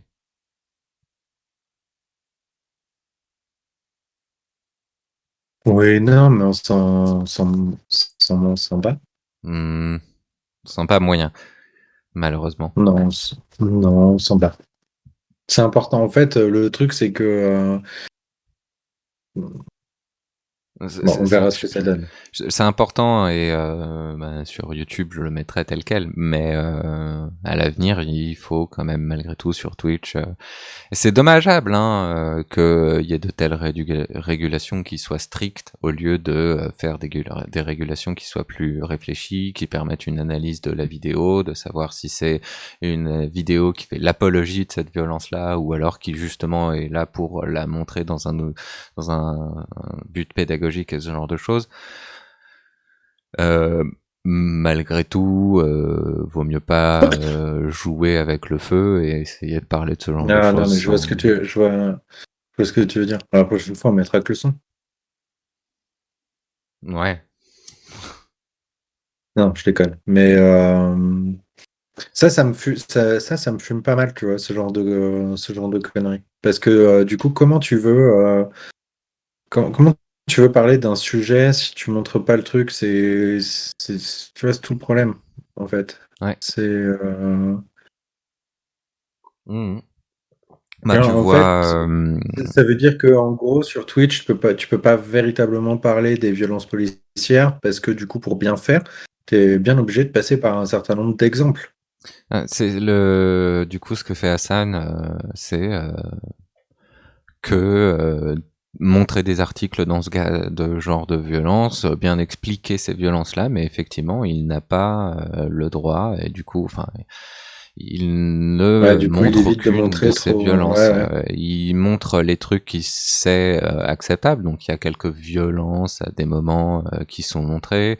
Par exemple, il a montré le clip d'un républicain qui s'énerve contre une manifestation Black Lives Matter qui qui fait techniquement une agression puisque du coup il tape la main le bras d'une manifestante et qu'après du coup il pousse quelqu'un qui est là pour en plus calmer la situation hein. C'est un mec spécialisé sur il a un t-shirt sur son dos je sais plus ce qui est écrit mais en gros il est là pour faire en sorte que la manifestation soit pacifique Ouais. euh, et ce genre de choses est suffisamment peu violent pour que ce soit accepté mais le problème c'est les profiteurs alors ils sont durs avec tout le monde. Ouais, c'est ça. Non, bah le problème c'est aussi les gens qui font l'apologie de la violence avec ce genre de choses. Donc en fait, sous couvert du fait que ben il y a des gens qui font ça et du fait que c'est hors de question de leur part de dépenser un petit peu d'argent pour payer des gens pour faire l'analyse des différentes vidéos qui sont mises en évidence comme montrant ces violences et déceler lesquelles sont celles qui font l'apologie de la violence et celles qui ne font pas l'apologie de la violence mais le montrent dans un but pédagogique ou dans un autre but qui est innocent, ben voilà, tu veux pas Mmh. dépenser l'argent Mmh. pour ça, tu bannis tout sans te poser de plus de questions. Hassan, lol. Oui. Pourquoi ça fait rire Hassan?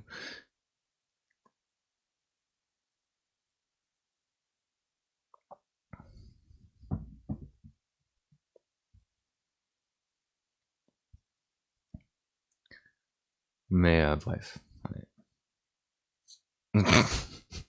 Du coup, Strash aussi.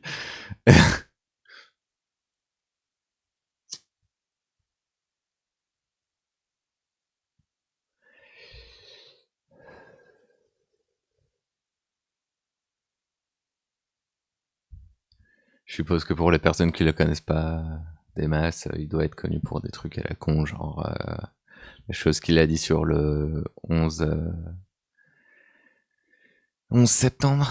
Ouais, 11 septembre, où du coup il J'adore. est pris hors de propos et effectivement dans le petit clip qu'on peut faire de lui, on le voit dire le 11 septembre c'est la. Ouh, d'ailleurs, en parlant de petits clips, que tu as vu le petit clip que Macron a fait pour la sortie du confinement? Non. Je trouve Hassan trop partisan en politique. Mais il est partisan. Encore une fois, je vois pas le problème d'être partisan. La politique non partisane, Ça existe fondamentalement pas, hein. La politique que mettent en place le président et les gouvernants aujourd'hui, c'est une politique partisane qui est partisane soit du néolibéralisme, soit du conservatisme.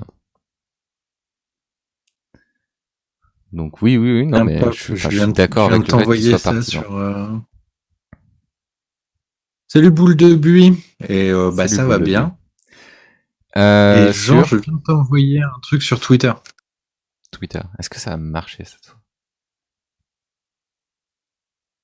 C'est un magnifique clip qui a dû coûter tellement trop cher pour ce que c'est.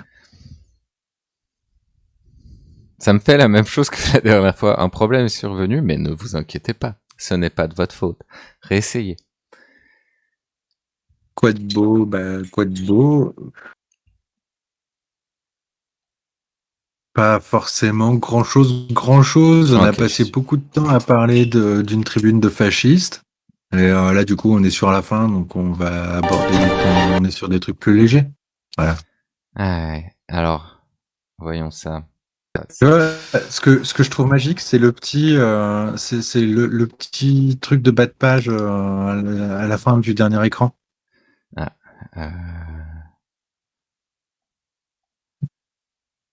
tout en bas là. Sauf, sauf ouais, voilà, situation ça c'est un truc. sanitaire départementale dégradée. Ouais, voilà. Alors, tribunal des généraux, c'est sûr qu'il y a tellement pas de problème plus grave en France que c'est mieux de s'en prendre à eux. Oh bah, il a rêvé en nous disant salut les gauchos, donc franchement, je m'attendais pas Bah, forcément mieux. ouais, ouais.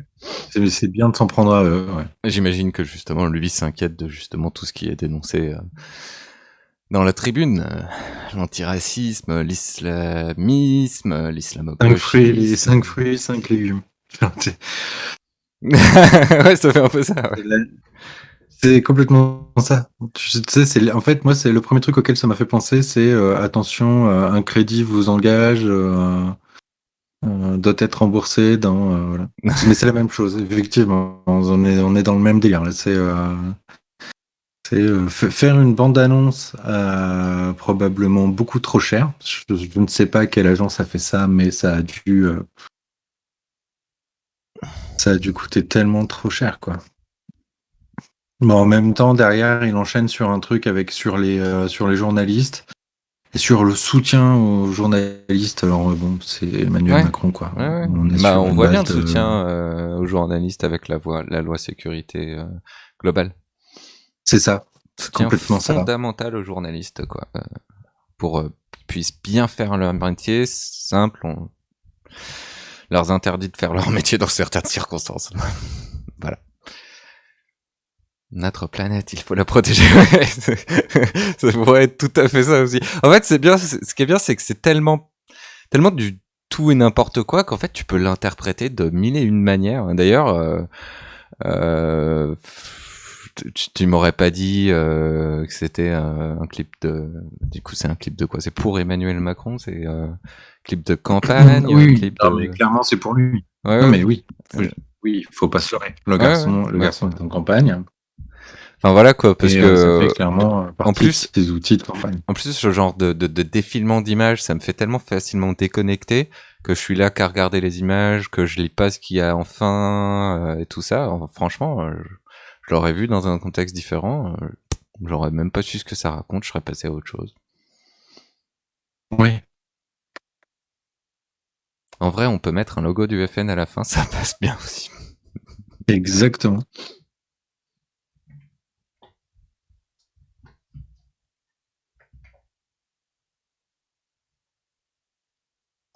Non, ce petit clip-là est tellement.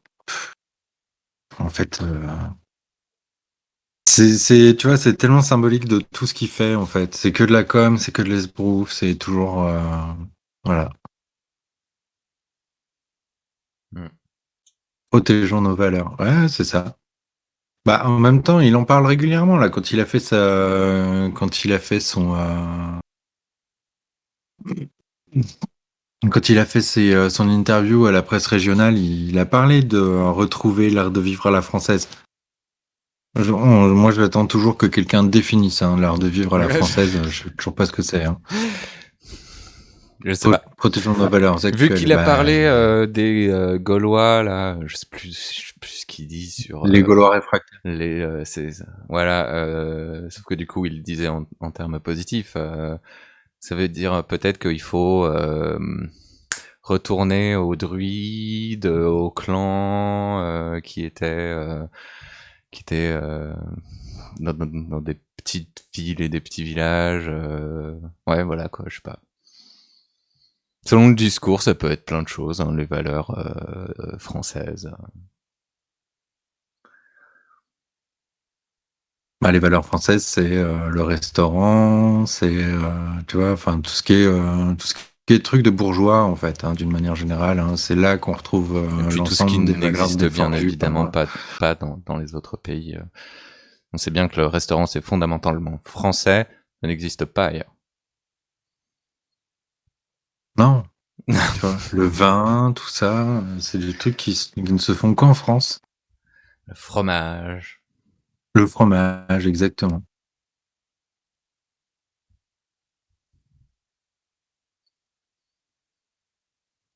Bon, puisque c'est la fin et qu'on est censé se descendre, j'ai sorti le chat. Ouais, c'est bien. C'est lui qui parasitait tout le. Qui parasitait? Ouais. Non, c'est une blague. Je sais pas, parce que j'avais pas fait gaffe qu'il y avait un chat. Ah. Non, vivre à la française, c'est porter des voiles, parler arabe, tuer des flics, mépriser la France. Non, c'est pas ça. Mm. Qu'est-ce que tu veux? Ouais, ouais, voilà, ouais, bien sûr. Donc on évite de répondre à ce genre de conneries. Oh, il y a rien à dire. Et voilà. Euh... De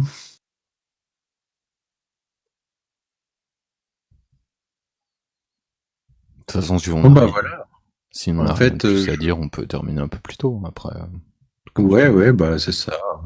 En fait, je pensais tenir plus longtemps sur la légalisation du cannabis, mais en fait, j'ai pas vraiment plus d'infos que ça en dehors du rapport qui a été remis Ah, on a déjà aussi tellement parlé de ça à de multiples reprises. Il suffit de nous relancer, hein, et on peut se remettre à redire les mêmes choses qu'on a dit dans de multiples épisodes précédents, mais voilà. Hein. Moi, j'aime toujours le point, par exemple, et je peux le redire, que fondamentalement, le fait d'avoir rendu illégal la drogue, que ce soit en France ou aux États-Unis, ça a permis de faire du commerce de la drogue un commerce tellement lucratif que des gangs entiers se sont basés et développés sur ce commerce-là et créent une énorme quantité de violence dans des pays tels que les pays d'Amérique du Sud, les pays d'Afrique, euh, les pays d'Asie, et provoquent la migration que les républicains redoutent tous. ouais, c'est que j'irai pas aller jusque là, mais c'est plus ou moins ce que soulignait que j'irai tout à l'heure. Il y a effectivement le premier problème, c'est ça. C'est c'est d'avoir laissé des pans entiers d'une